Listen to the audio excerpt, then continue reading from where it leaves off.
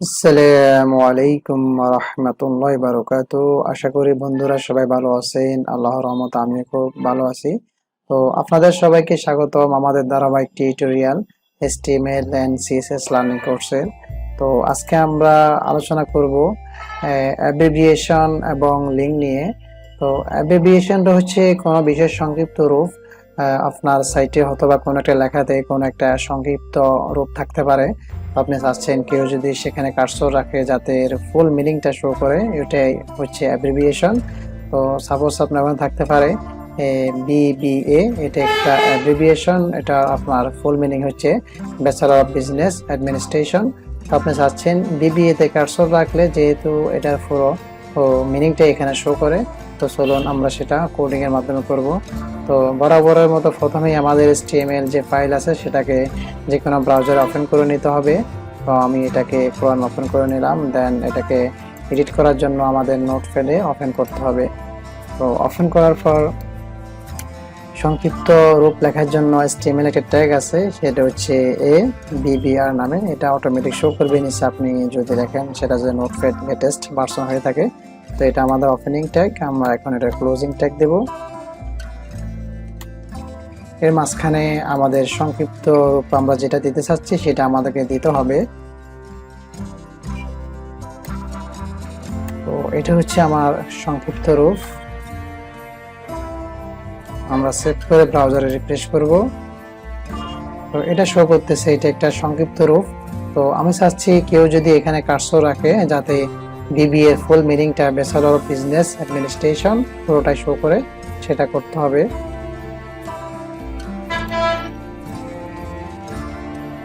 তো এটার জন্য আমাদেরকে একটা অ্যাট্রিবিউট নিতে হবে, সেটা টাইটেল নামে অ্যাট্রিবিউট। এটার সাথে আপনার আগেই পরিচিত, আমরা এই অ্যাট্রিবিউটের কাজ দেখিয়েছি। তো অ্যাট্রিবিউট লেখার নিয়ম হচ্ছে ওপেনিং ট্যাগে আপনাকে অ্যাট্রিবিউটটা লিখে একটা ইকুয়াল টু দিয়ে দেন কোটেশনের মাঝখানে লেখাটা আপনাকে লিখতে হবে।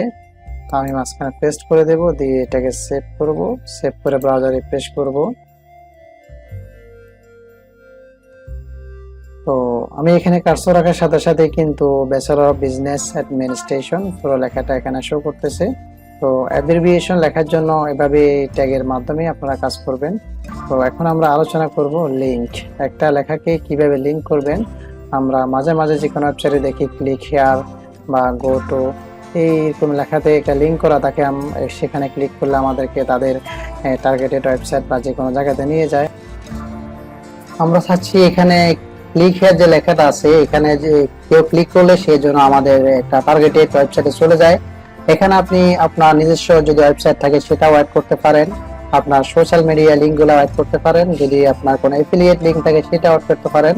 আমার একটা অ্যামাজন এফিলিয়েট আছে, সাপোজ আমি এখন ক্লিক হেয়ারে ক্লিক করলে যাতে আমার টার্গেটেড অডিয়েন্স গুলো সেখানে চলে যায়।